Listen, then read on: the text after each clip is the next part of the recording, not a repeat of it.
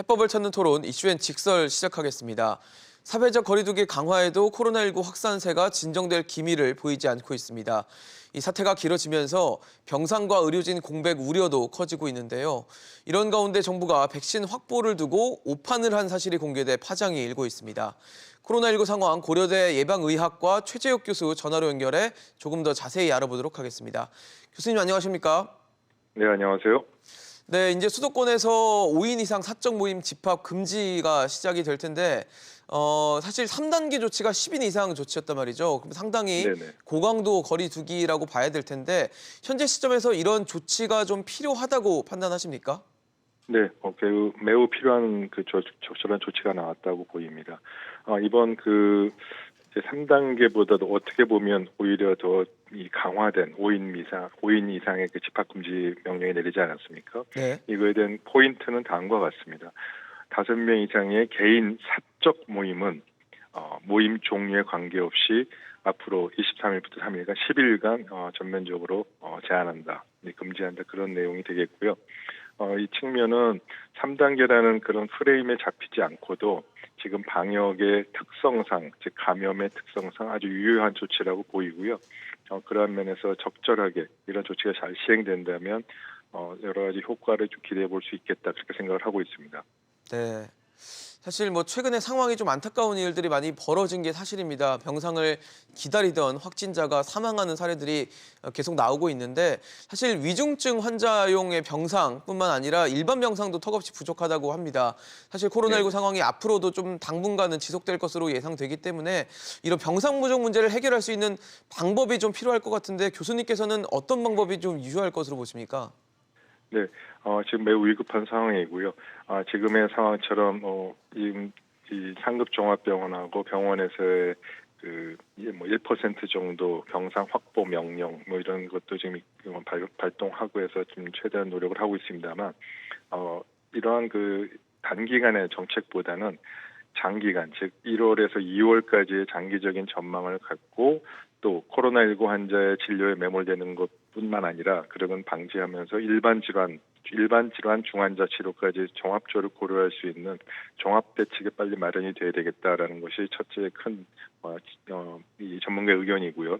그러한 종합 대책의 일환으로 이 과거처럼 사후적 보상이 아닌 선제적 이 합의에 의한 보상 방식 그리고 중환자 또 일반 중환자 치료 병상 생활치료센터 이렇게 여러 가지가 있습니다만 그 중에서도 가장 정확하고 중요한 포인트는 이 에크모 치료와 같은 중증 질환에 대한 치료입니다. 그것이 사망률을 낮출 수 있는 굉장히 중요한 시설이기 때문에 거기에 초점을 맞추되 거기가 병목 현상이어서 거기를 해결하면 자연스럽게 다른 부분 해결할 수 있는 이런 종합적인 고려를 통한 이 대책 마련이 수립이 필요하겠다. 또 그중에서도 아까 말씀드린 사후적 보상이 아닌 선제적 보상 방식에 의한 이 보상 방식에 대한 부분을 빨리 고려하는 것이 민간 의료기관의 이 감염병 전담병원 확보라는 그런 차원에서 매우 필요한 조치가 아닐까 그렇게 생각합니다. 네. 사실 최근에 수도권에서 임시 선별진료소가 운영된 이후에 6일 동안 이 누적된 감염자가 479명을 기록한 것으로 알려졌습니다. 사실 네. 이렇게 선별진료소를 통해서 증상을 느끼지 못하는 무증상 감염자를 찾아내는 게 이 최근의 확산세를 좀 진압하는 데 효과가 있다고 보십니까? 네, 효과는 물론 있습니다. 그러나 그 효과의 측면이 어느 정도인지 들여다보시면요. 네. 지금 이 검사 대상자 대비 확진자 숫자가 479명도 굉장히 큰 효과입니다만 확진율이 0.2%됩니다. 그래서 물론 그것도 굉장히 중요한 의미가 있습니다만 당초 이러한 지역사회의 조용한 감염을 선제적으로 찾아내는 이런 방식은 지금과 같은 방식보다는 좀 더 다른 방식을 적용하는 것이 필요합니다. 예를 들어서 결국 감염이 확산되는 통로인 이 젊은 계층, 고3이라든지 대학생, 그다음에 사회 활동을 하고 있는 이 직장인들 대상으로 한 전면적 이 전수 조사와 주기적 검사가 오히려 더 훨씬 효과적이라고 보입니다. 또 그런 취지로 당초에 이러한 선제적 검사를 제안했던 것이고요. 말씀드린 대로 좀 아까 말씀드린 대로 학교를 대상으로 하는 이 전면적 전수 조사하고 직장인들은 전부 다 한다는 건 아니고요. 네. 불특정 다수의 사람들과 접촉하는 그런 이 위험 이 직종에 있는 분들은 사업장 관리 조직을 통해서 전면적인 전수조사를 하면은 지금의 0.2%보다도 훨씬 더 많은 그 환자를 잠재되어 있던 모르는 환자를 찾을 수 있고, 그러한 부분들이 지금 감염 확산을 줄이는 데 있어서 굉장히 중요한 역할을 할 것으로 보입니다. 네. 사실 뭐 감염 확산세가 쉽게 잦아들지는 않고 있는 상황이기 때문에 이제 많이들 기다리는 게 백신입니다. 백신 언제쯤 맞게 될까 간절해지는 상황인데, 이런 가운데 정세균 국무총리가 지난 7월에 발언했던 내용이 좀 논란이 되고 있습니다. 당시에 백신에 대한 의존도를 그렇게까지 높일 생각을 하지 않았던 측면이 하나 있다라고 해서 발언을 했는데, 교수님 보시기에는 정부가 판단을 좀 잘못했다고 보십니까? 어떻게 보십니까? 네, 물론 그러한 측면은 분명히 있습니다. 지난 7월 정세균 총리가 말씀하셨듯이 그 당시 환자 수가 100명 정도 발생하고 있어서 이 정도면 괜찮지 않겠는가, 백신 의존도를 좀 너무 높이거나 그 점을 강조하지 못했던 점은 좀 잘못된 판단이었다고 얘기를 했습니다. 그런 부분은 이제 분명히 뭐 충분히 나중에 좀 더 잘잘못을 가릴 수 있을 계기가 되겠습니다만, 지금은 정세균 총리 그렇게 말씀하신 것에도 국민들이 굉장히 많은 그 오해와 그동안 있었던 혼란을 이제 종식시킬 수 있는 아주 솔직하고 깨끗한 그런 해명이었다고 보고요. 이러한 것을 통해서 지금부터는 백신 확보를 어떻게 할 것인지에 대한 그런 구체적인 방안을 논의하는 것이 필요하고요. 저는 사실 이러한 부분, 그렇게 정세균 총리가 그렇게 얘기하신 걸 통해서 이 방역 당국과 국민이 이제부터 신뢰도를 다시 회복할 수 있는 그런 좋은 계기가 되었다고 봅니다. 국무총리가 아니라 이 코로나19를 대응하기 위한 중앙방역대책본부장, 즉 중대본의 본부장으로서 책임 있는 소신 있는 이야기를 해주셨다는 점에서 매우 좀 국민들의 네. 신뢰를 회복할 수 있는 좋은 그런 발언이었다고 생각합니다. 네네. 사실 지금 뭐 말씀하신 것처럼 솔직하게 입장을 밝혀준 측면도 있지만, 어쨌든 가장 중요한 건 백신을 언제 어떻게 얼마나 확보를 하느냐일 텐데, 전 세계적으로도 지금 이 백신 확보 전쟁이 엄청나게 가열되고 있습니다. 우리나라가 지금 백신 확보 경쟁에서 좀 뒤처졌다라는 지적도 있는데, 현재 상황 어떻게 진단하십니까? 네, 지금 말씀하신 대로 백신 확보 전쟁에서 매우 늦게 지금 시작하면서 매우 어려운 상황이 됐습니다. 네. 이미 선구매가 거의 대부분 내년 하반기까지는 다 된 상황이라서 정세균 총리도 얘기했지만 내년 상반기에 화이자, 모더나, 얀센 어떤 그 지금 접종이 시작되고 있는 백신들을 구매하기는 불가능하다, 확답 못 받다는 얘기를 하지 않았습니까? 예, 그래서 예. 그런 어려운 상황이 됐고요. 지금이라도 그런 어려운 상황을 돌파하고 백신을 확보하기 위해서는 이 TF의 구성이 정말 절실히 필요합니다. 정부 당국자들이 이런 그 백신 확보에 이 민간 다국적 기업과 협상을 하는 데 있어서는 정부 관료보다는 이 제약과 백신과 같은 이런 바이오 사이언스의 민간 전문가가 이런 TF 민관 합동 TF의 책임자로서 이 정부 조달 전문가, 또 방역 전문가, 그리고 변호사, 이 국제법상의 이런 문제를 다 총괄할 수 있는 이 변호사 한 팀을 이루어져서 이 전권을 갖고 문제가 안 되게, 나중에 이런 정부 조달이라든지 과정을 거치지 않고서도 이런 부분을 긴급하게 해결할 수 있는 전권을 주고 이 TF를 구성해서 이 소신 있게 이 백신 확보 전쟁에 뛰어들게 하는 것이 매우 필요한 조치라고 보이고요. 네. 중대본의 역할이 그런 면에서 TF의 구성과 기능 역할에 대한 부분을 리더십을 발휘해 나가는 부분이 지금 필요하다고 보입니다. 네. 사실 지금 정부가 확보했다는 백신이 아스트라제네카 백신인데, 이게 다른 백신 제조사들에 비해서 실제적으로 효과가 좀 있다고 판단하십니까? 아니면 좀 상대적으로 좀 떨어진다고 보십니까? 네, 지금까지 알려진 그 바로 아스트라제네카 백신은 파이자나 모더나의 백신보다는 효과가 95% 대비 60에서 70% 사이 정도라서 좀 떨어지는 건 사실입니다.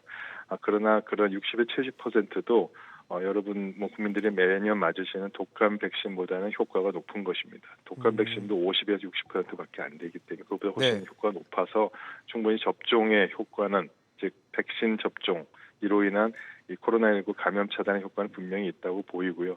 다만 그러한 부분들이 아직 최종적으로 검증이 좀 이제 다 덜 끝났고, 미국이나 우리나라의 이제 승인 과정을 거쳐서 좀 늦게 들어오는 부분들이 있는 건 어쩔 수 없고요.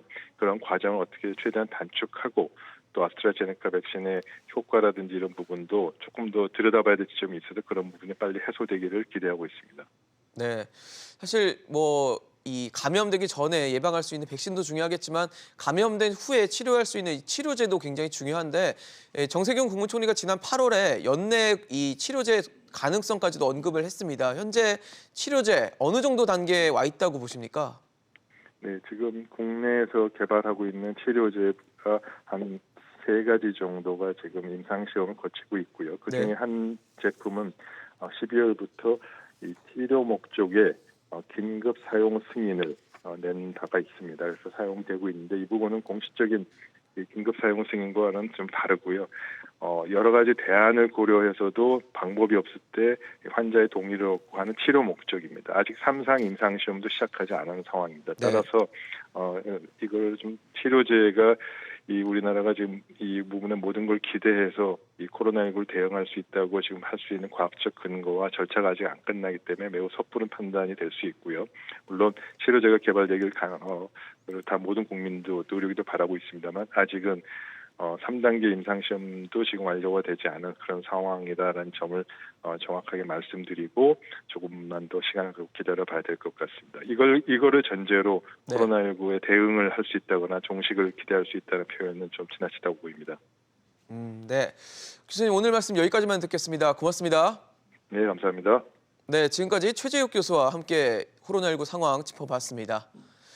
지금 벌써 1년 가까이 지속되고 있는 코로나19 사태에 자영업자들이 폐업 위기에 몰려들고 있습니다. 여기에 당정은 4조 원 규모의 3차 재난지원금을 서두르고 있는데요. 자영업자들의 시름을 덜어줄 실효성 있는 대책이 될지 전문가들과 자세히 짚어보도록 하겠습니다. 오늘 함께 해주실 두 분의 전문가 소개하겠습니다. 서울여대 경제학과 이종욱 명예교수, 상명대 경영학부 서지용 교수 나오셨습니다. 어서 오십시오. 네, 안녕하세요. 네. 사실 뭐 자영업자들이 최근에 너무 많이 힘듭니다. 지금 국내에 있는 자영업자 수가 한 645만 명 정도 돼서 전체 이제 취업자의 24%, 25% 정도 된다고 해요. 그러니까 한 국내에 이제 취업하신 분들 한 4분 중 1분은 자영업을 하고 있다라고 봐도 과언이 아닌데 자영업자 비율이 높다는 게 사실 뭐 지적된 게 굉장히 오래된 얘기잖아요. 그러다 보니까 코로나19 상황에서 거리두기 제한 뭐 이런 제한들이 자영업자에 크게 타격을 미치고 그게 결국 우리나라 경제에도 타격을 크게 미쳤다라는 해석이 가능하다고 보십니까? 교수님 어떻게 보십니까? 지금 우리의 코로나 같이 이제 비대면으로 가면 네. 우리나라 전체 취업 근로자 가운데서 영향을 받는 걸 2개 그룹으로 나눌 수가 있어요. 네. 하나는 우리가 자영업자라고 분류하고 있는 분들이고 예. 또 하나는 임금 근로자 가운데서 임시직과 일용직에 하는 사람들입니다. 상대적으로 좀 취약한 그렇죠. 그분들 일자리겠네요. 입장에서 보면 그분들의 퍼센티지가 전체 얼마나 오느냐 하면 한 22% 정도 되거든요. 꽤 근데 많네요. 그다음에 이제 자영업자 같은 경우는 24%예요. 네. 그런데 사실은 제가 오늘 이런 이야기하면 어떻게 생각할지 모르지만은 자영업자는 자영업자 연합회라든지 자영업자의 권익을 주장할 수 있는 어떤 단체가 있습니다. 그렇지만 일용직과 임시직의 경우에는 예. 이 경우에는 이 사람들이 어려운 상황에 있다는 것을 누군가가 말할 수 있는 채널이 아무것도 없어요. 그러니까 목소리조차 내기 그렇죠. 어렵다는 말씀이시네요. 사실 사회자도 아시다시피 우리 요즘 노동조합들이 이 국회나 이런 밖에서 이렇게 시위를 하고 있지만 예.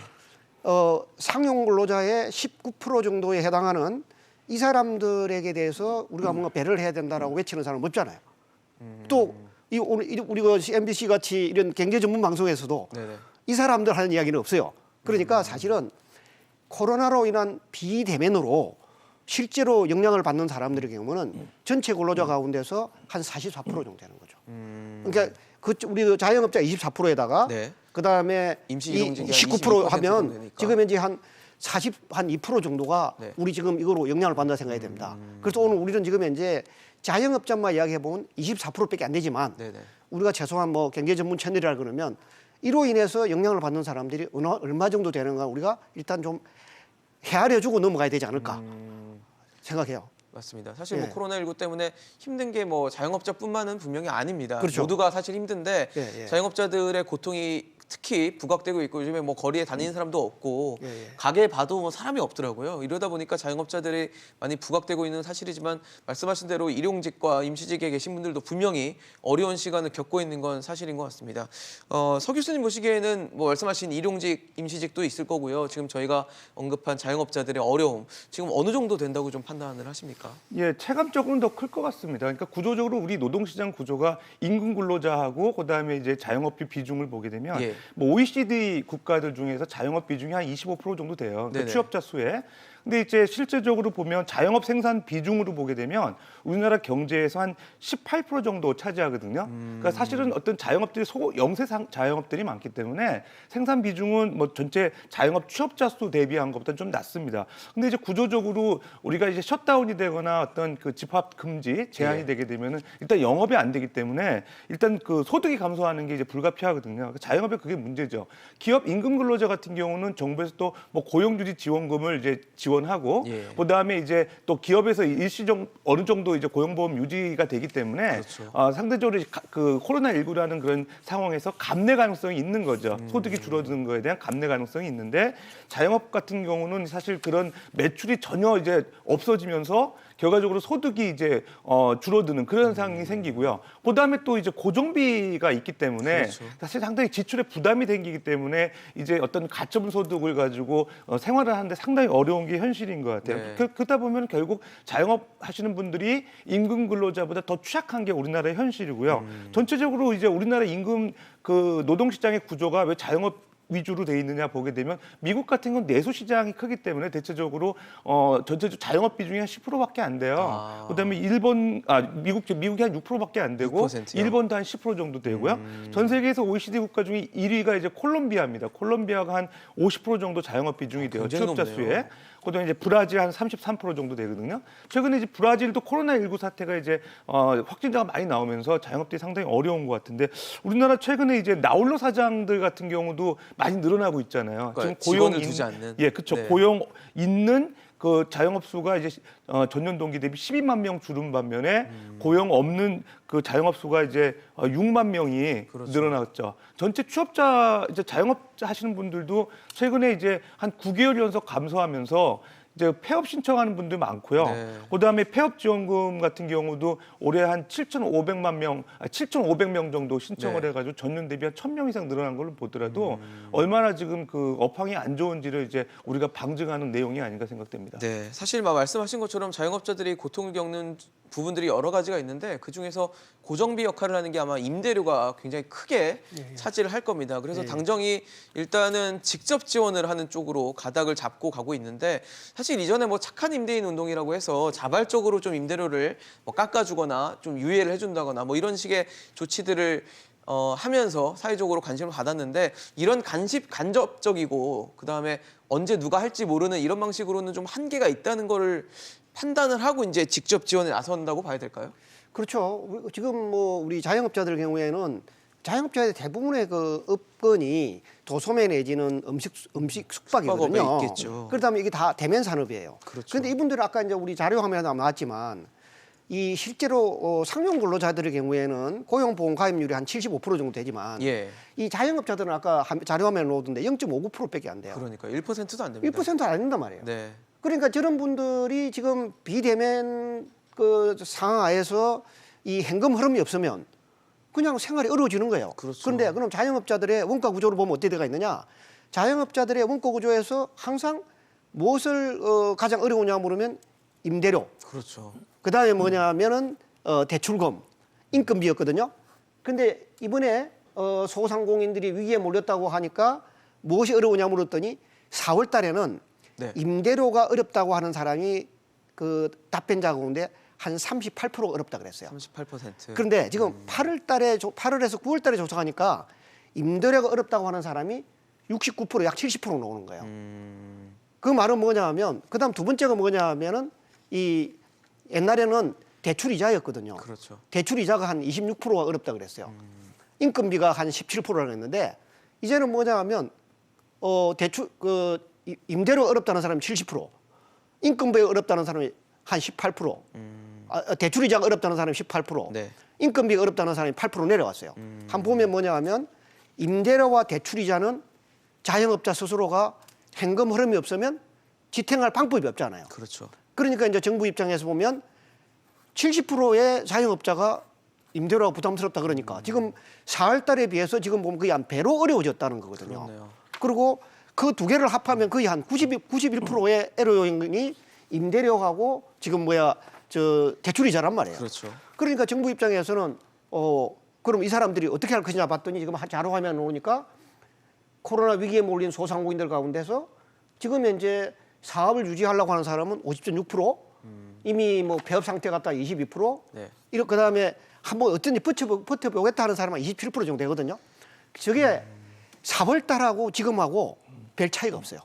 근데 별 차이가 없는데 저게 지탱하기 위해서 자기가 뚫고 나가야 될 그 자영업자의 비용 구조는 완전히 바뀐 거예요. 그렇네요. 그러니까 임대료하고 대출이자는 현금 흐름이 없으면 일단 임대료는 쫓겨나거나 그렇죠. 그다음에 이제 대출이자를 하면 신용불량자가 되거나 네. 그러니까 정부 입장에서는 전체 고용의 약 24%를 차지하는 자영업자가 무너지기 시작하면 사실 자영업자가 어떻게든 그 나라 경제의 뿌리에 해당하는 겁니다. 네, 네.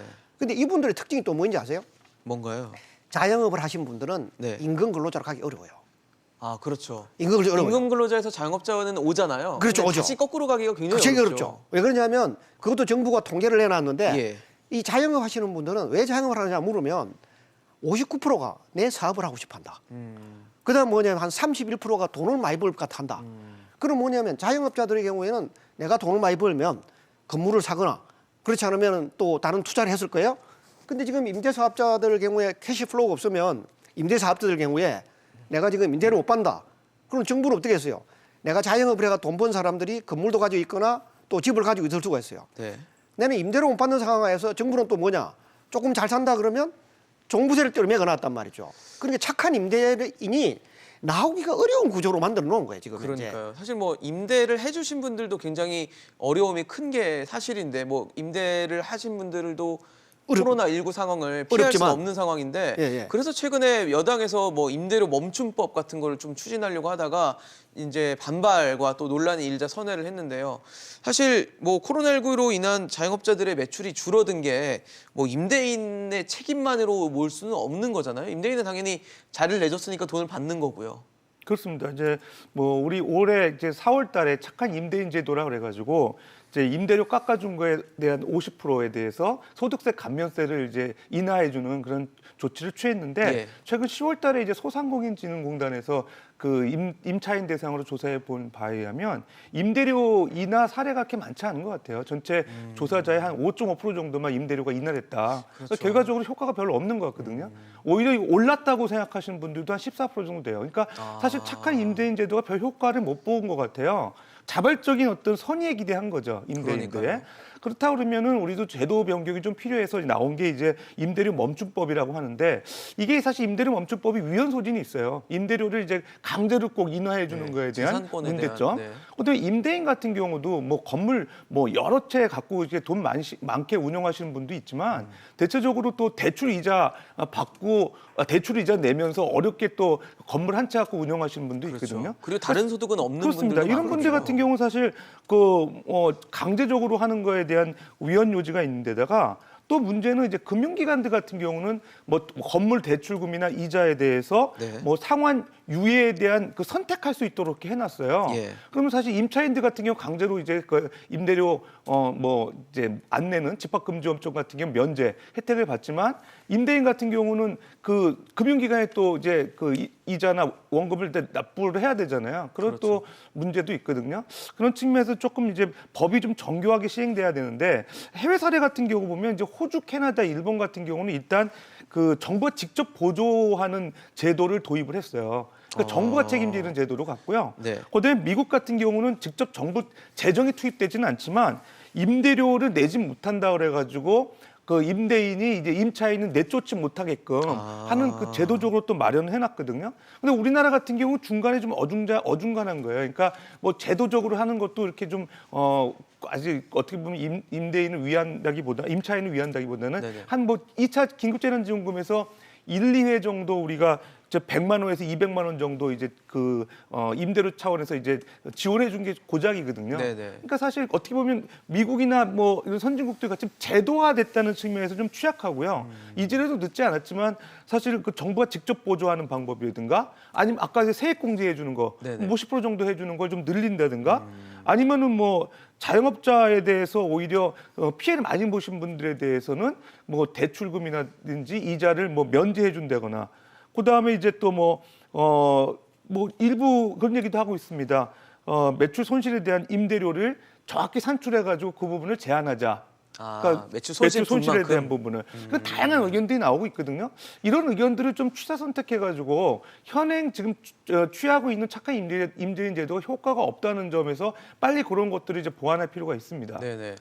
사실 손님들이 안 오는데 그리고 소득이 없는데 임대료는 계속 내야 되고 얼마나 답답한 상황일까라는 생각이 좀 드는데 지금 뭐 서 교수님 말씀해 주셨지만 해외 사례라든지 우리가 좀 뭐 벤치마킹할 만한 임차인과 임대인이 좀 상생할 수 있는 그런 제도가 있을까요? 사실 이제 우리의 자영업자 비중이 아까 서 교수가 했지만 OECD 국가 가운데서 한 5위 정도 된다 그래요. 네네. 2019년 통계로. 네. 그러니까 우리 24.5% 정도 되는데 아까 호주 같은 경우를 이야기하고 캐나다를 이야기했지만 호주 경우에는 저 자영업자 비중이 9.6% 정도 됩니다. 그다음에 캐나다 경우에는 2019년 통계로 8.3%, 미국의 경우에는 6.3% 정도 됩니다. 그러니까 이런 나라는 9.6%, 8.3%, 6.3%니까 뭔가 정부가 지방자치단체가 해줄 수 있는 여지가 좀 있겠죠. 부담이 근데 좀 상대적으로 낮네요. 그렇죠. 그런데 우리나라 같은 경우는 24.3%에 해당, 약 25%에 해당하는 자영업자에다가 그렇죠.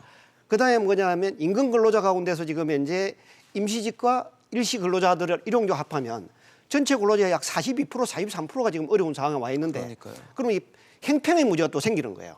그런데 제가 생각할 때는 오히려 정부가 해외의 이런 사례를 벤치마킹하는 건 좋지만 한국에 맞는 어떤 구조를 정착할 필요가 있다. 이를테면 임대인들 경우인데도 보면 네네. 임대인이 살 길을 좀 만들어주면서 코로나 3단계를 가든지 해달라고 하지 않아요? 예. 그럼 이 사람들을 보면 임대해주는 임대주, 건물주의 경우에 보면 대부분의 경우에 비드를 가지고 있을 거라고요. 그렇죠. 우리가 연예인들 걸 보니까 레버리지로 그냥 뭐 많이 사더라고요. 전체 건물 상 가운데서 한 40~50%를 빌리잖아요. 또 마찬가지일 거라고요. 그럼 이 사람들이 건물을 소유하고 있지만은 이 사람 그 소유로 인해 가지고 원금과 대출이자를 갚아야 되고 또 그걸 자기가 소유했기 때문에 네네. 부동산 세금을 또 내야 된다는 그렇죠. 거예요. 그러니까 임대 멈춤법을 실행하게 되면 그러면 임대 건물주는 그러면 어때 봉입니까? 그죠. 소득은 없는데 또 나가야 되는 돈은 계속 그렇죠. 있는 거죠. 그러니까 정부는 너는 잘 살지 않느냐 이런 관점에서 야, 이 임대는 잘 사는 사람이니까 이 사람한테는 멈춤을 해도 된다 그러지만 그 삶 안으로 들어가 보면 이 사람 그 건물 하나 가지고 자기의 노후를 위해서 열심히 한 거라고요. 그렇죠. 근데 그런 거는 고려 안 해주고 너는 그냥 건물 가지고 있으니까 돈 너는 내. 부자야. 돈 내. 받지 마. 멈춰. 아. 이게 과연 정부가 이 적절한 정말 우리 행평이라는 것은 각자의 관점에서 달라질 수 있는데 네. 이게 과연 행평이고 정의로운 거냐? 정부가 그런 관점을 생각해가지고 중단을 한 거죠. 그렇죠. 하려다가. 정책을 예. 해야 되는 거지. 그렇지 않고 그냥 정부가 생각하는 이념에 입각해 가는 정책은 오히려 임대주와 임대인을 다 망해가는 길이라고 생각해요. 그러니까요. 위험한 방법일 수도 있겠다라는 생각을 아마 여당 자체적으로도 좀 하지 않았을까라는 생각이 좀 드는데 사실 지금 정부가 직접 지원을 하겠다고 하면서 여러 가지 방안을 고민을 하고 있습니다. 여당과 정부가. 근데 지금 뭐 정액 지급하는 방안이 좀 유력하다라는 보도들이 나오는 거 보니까 정액 지급을 하면 사실 자영업자들의 사업장들도 덩치들이 다 다르잖아요. 그리고 내야 되는 임대료 규모도 다르고 정액 지급했을 때 오는 형평성 문제는 어떻게 판단하십니까? 형평성 문제 있습니다. 많은 지원을 받아야 되는데 오히려 이제 정액 지원을 하다 보니까 상대적으로 적게 느끼는 데도 있고 그러니까요. 뭐 사업장이 적은데도 불구하고 많이 받는 것 같은 느낌도 있고 그러니까요. 그렇습니다. 그러니까 그게 우리나라 그 정부의 가장 재정 지원의 문제점이 이제 균일하게 지원하는 방식. 이제 공무원들이 일하긴 좋죠. 예를 들어서 딱 문서 만들어가지고 그 기준대로만 하면 좋은데 그렇죠. 좀 유연하지 않은 거죠. 그런 측면에서 제가 이제 미국의 보스턴시 사례를 한번 좀 조사해봤어요. 그거 예. 상당히 우리 시사점이 있는 것 같습니다. 그 이제 미국 같은 경우 보스턴시에서 아까 이제 이 교수님 말씀하셨다시피 우리 미국 같은 경우는 자영업자 수가 취업자 한 6%밖에 안 되니까 예. 사실 지원하기 좀 쉬운지는 모르겠지만 어쨌든 그 임대료 안정기금이라는 걸 조성해가지고 상시적으로 좀 안정적으로 지원할 수 있는 체제 갖고 있어요. 우리가 이제 뭐 주식시장 안정기금이라든가 네네. 채권 안정기금 만드시지 네네. 항상 그 소상공인들을 위한 지원기금을 마련해 놓는 거죠. 그런 측면에서 위기가 됐을 때 예. 소상공인이 임대료 지원 신청하면 바로 이제 거기서 정부에서 지원이 주정부에서 들어가는 지원할 거군요. 수 있게끔 그게 이제 좋은 것 같고요. 두 번째는 이제 자격 기준이나 한도를 명확히 제시를 해놨습니다. 그러니까 사업장 같은 경우 직원 수 35명 미만, 그 다음에 연 매출 150만 불. 그러니까 150만 불 우리나라로 한 17억 정도 되는 건가요? 네. 그 정도 미만. 업종도 식음료, 유통, 그다음에 뭐 이런 그 영세한 업종들 그런 쪽으로 딱 기준 정해놨고요. 근데 이제 그 임대료 지원받고 폐업 신청하는 또 모라해제가 나올 수 있거든요. 그렇죠. 그런 문제 방지하기 위해서 일단 15,000불 정도 임대료 지원받은 이상은 12개월 동안 유지해야 된다. 업장을. 폐업을 하면 안 그런 조항도 된다는 딱 얘기네요. 만들어놨습니다. 그러니까 상당히 그 정교한 시스템에 의해서 뭐 생각할 필요가 없는 거예요. 그 네네. 기준대로 지원하면 되는 거고요. 그래서 그런 것들도 우리가 좀 체계적으로 이제 좀 보완할 필요가 있어 보이고요. 호주나 영국 같은 경우 좀 사례도 있는데 여기는 기본적으로 임대인하고 임차인이 합의하에 뭔가 조정하는 그런 걸 기대하는 것 같아요.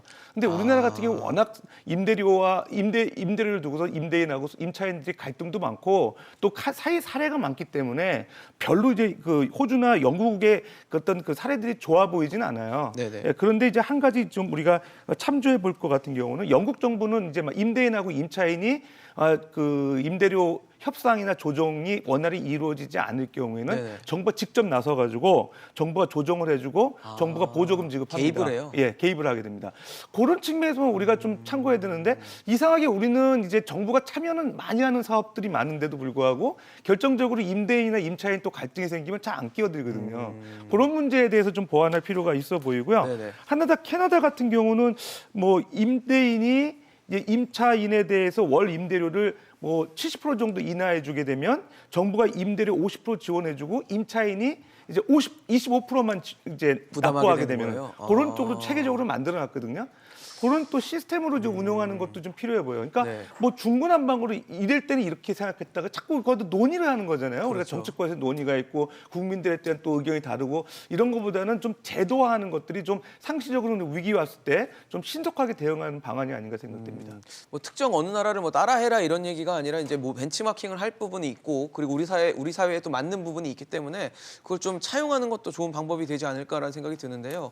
지금 이제 3차 재난지원금으로 한 예산이 3조 원 정도 잡혀 있습니다. 백신 제외하고. 예. 근데 이제 이렇게 임대료에 대한 지원까지 들어가면 뭐 예산이 더 늘어나야 되는 거 아니냐라는 얘기가 있어요. 4조, 5조 원 정도까지. 그러면은 연초에 이제 뭐 지금 예산 정해졌으니까 연초에 그럼 벌써부터 이제 또 추경 예. 편성되는 거 아니냐 이런 얘기 나오는데 교수님 보시기에는 뭐 필요하다고 보세요? 제가 볼 때는 이미 이제 555조 8천억의 정부 예산은 네. 딱 쓰임새가 정해져가 있잖아요. 그렇죠. 그런데 이제 긴급재난지원금 3차를 주기 위해서 할 수 있는 거는 전 잡혀 있지 않을 거라 생각합니다.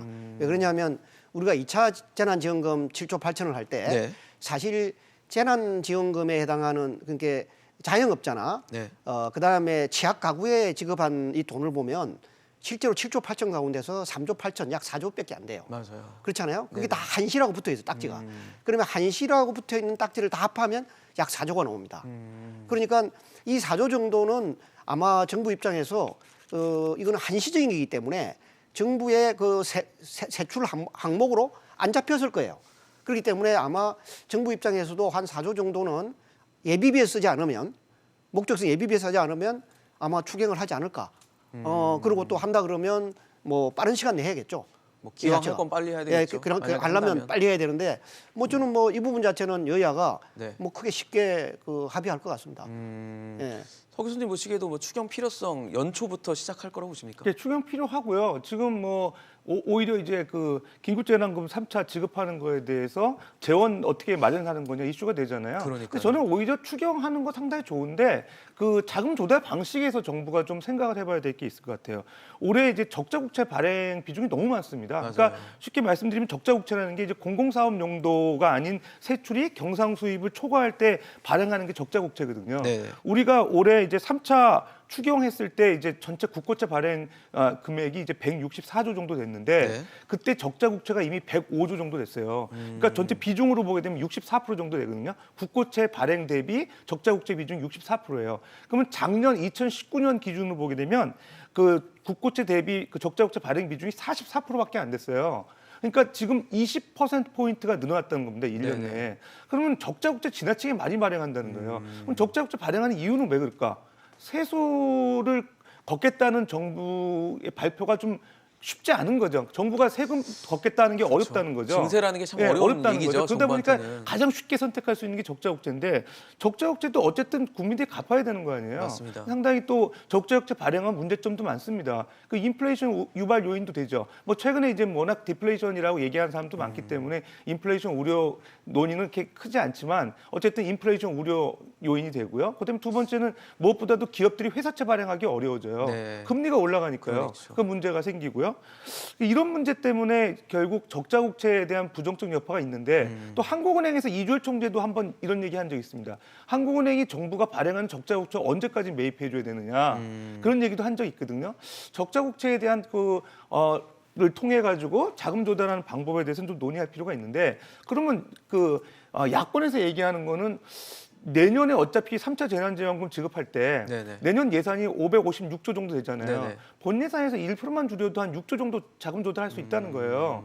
그러니까 오히려 뭐 뉴딜 정책이니 뭐 중장기적인 어떤 그런 투자와 관련된 예산이 중요하지만 일단 긴급한 상황이기 네. 때문에 뭐 한 1% 정도는 우리가 예산을 좀 줄이는 거 구조조정을 필요 통해서. 아니냐. 뭐 세출 구조조정도 했잖아요. 우리 그러니까요. 1차 때. 2차 때는 전에 국채 적자국채 발행했지만 네네. 그래서 그런 논의도 좀 우리가 생각해 보고 무조건 적자국채 발행하는 게 능사는 아니다는 좀 생각을 해야 될 것 같습니다. 네, 사실 앞서서 이종욱 교수님도 지적을 해주셨어요. 사실 지금 임대료가 가장 큰 부담으로 자영업자한테 작용하고 있지만 또 하나의 문제가 대출입니다. 네, 그렇죠. 지금 정부가 어쨌든 올해 상황이 너무 어렵고 힘드니까 유예를 해놨습니다. 상환을 유예해놨는데 많은 자영업자들이 특히 걱정하시는 게 유예된 시점이 나중에 도래했을 때 예. 이게 갚을 수 있냐. 그때도 코로나 상황이 지금 봐서는 이어질 것 같은데 예. 갑자기 뭐 예전같이 돌아갈 것 같지는 않으니까 예. 그러면 이 상환 유예가 끝나고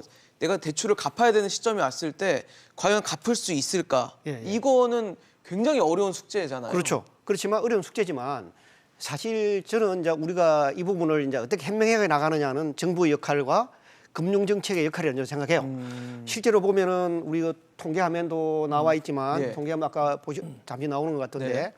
우리가 2020년 코로나라고 하는 걸 겪으면서 자영업자들의 그 대출이 한 6개월 만에 네네. 한 70조가 늘었어요. 그러면 이 자영업자들이 이 70조 기존의 부채에다가 70조 늘었잖아요. 네네. 이 사람들이 이제 만기가 들어올 부분은 대부분의 그 은행 거를 한번 우리가 이제 만기 구조로 이렇게 보면 대강 감이 들어올 거예요. 그러면 거기에서 정부가 어떤 정책을 내느냐의 문제예요. 사실은 자영업자들은 내가 내 사업을 하기 위해서 내가 돈을 더 많이 벌 것 같아서 했다는 사람이 전체 자영업자 가운데서 약 90%예요. 그럼요. 돈을 그렇지 적게 않아요? 벌 것 같아서 하는 사람이 가능하잖아요. 거의 없겠죠. 그러니까 이분들에게 사업의 미래에 대해서는 정부가 보장해 줄 수는 없잖아요.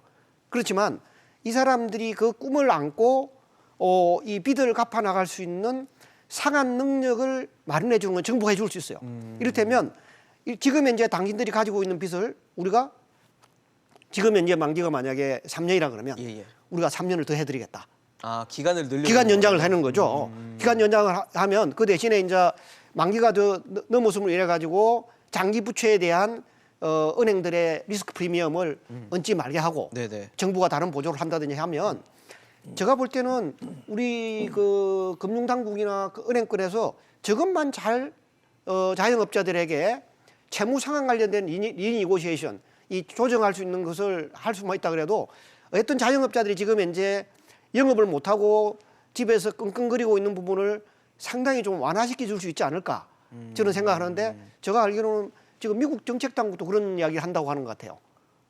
지금 자영업 안 그러면은 이 자영업자들이 사실은 미국은 한 6.3%밖에 안 되지만 한국은 네네. 24.5% 25% 된단 말이에요. 그렇죠, 높죠. 이 가운데서 지금 이제 전혀 영향을 안 받는 사람이 지금 설문조사에 5%, 6%밖에 안 되거든요. 네. 5, 6% 안 되면 19%가 나중에 이 사람이 신용불량자가 되면 이 정부가 감당이 안 됩니다. 그래서 정부가 코로나 백신도 더 중요하지만 이 자영업자의 대출의 문제 이 부분을 어떻게 우리가 현명하게 해결할 것인가에 대해서 지금부터 좀 잘 준비를 해놔야 할 필요가 있지 않을까 네. 하는 게 이제 제가 좀 꼭 지적하고 싶은 내용 가운데 하나입니다. 사실 말씀하신 것처럼 뭐 기간을 연장한다든지 은행에 그럼 또 은행이 부담이 커지니까 은행에 대한 뭐 대책도 좀 필요할 것 같고 상환 유예를 더 연장하는 방안에 대해서는 어떻게 판단하십니까? 그 상환 유예가 뭐 불가피한 부분은 있어요. 네네. 대출금에 대한 뭐 이자에 대한 그 연기나 상환 유예가 필요하긴 한데 네. 지금 그 무턱대고 그게 그 대안은 아니거든요. 지금 올해 이제 보게 되면 이제 내년 3월로 일단 1차 연기가 됐잖아요. 네. 대출금 그다음 이자 상환 유예가 상환 됐는데 유예가. 뭐 일각에서는 또 9월 달까지 연장해야 된다는 얘기도 나오고 있거든요. 그러니까요. 근데 이제 실제 5대 시중은행들 지금 대출 상황 보면 심각합니다. 왜냐하면 올해 지금 5대 시중은행들의 개인 사업자 대출이 잔액 기준으로 보면 269조 원 정도 돼요. 그러니까 전년 동기 대비 한 30조 원 정도가 늘었거든요. 네. 근데 올해 상반기 대비 또 하반기에도 한 이제 올해 지금 늘어난 부분이 30조 원 되는데 작년 같은 경우는 한 16조 정도 늘었어요. 그러니까 배 이상이 늘은 거거든요. 그러니까 올해 대출 수요가 많았다는 거예요. 그러니까 뭔가 사업이 확장이 되면서 대출이 필요한 게 아니라 소위 말해서 빚으로 연명하는 그런 사업자들이 많다는 거예요. 그럼 이런 분들 같은 경우는 뭐 연장해 준다 그래가지고 언제 상황이 좋아져가지고 갚을 가능성이 높지 않아 보이거든요. 그래서 계속 이게 사실 뭐 계속 기간만 연장해 주는 게 해결 방안이냐? 실질 연체율은 높아지는데 명목 연체율만 유지되고 있는 거죠, 은행 입장에서는. 근데 은행들이라는 게 사실 뭐 이런 국책은행 빼고 시중은행들 같은 경우면 경기가 조금 뭐 상황이 안 좋고 그러면 지금도 대출 조이게 하거든요. 맞아요. 그래서 계속 대출 더 신규 대출 안 늘리고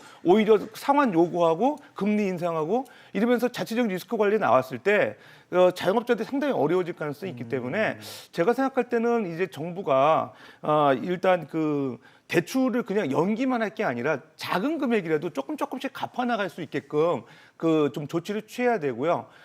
일단 그 무조건 뭐 다음에 보자는 식으로 연기하는 것만도 그렇게 은행 경영이나 소상공인들의 어떤 대출 상환 능력을 감안했을 때 좋은 게 방안은 아닌 것 같습니다. 네.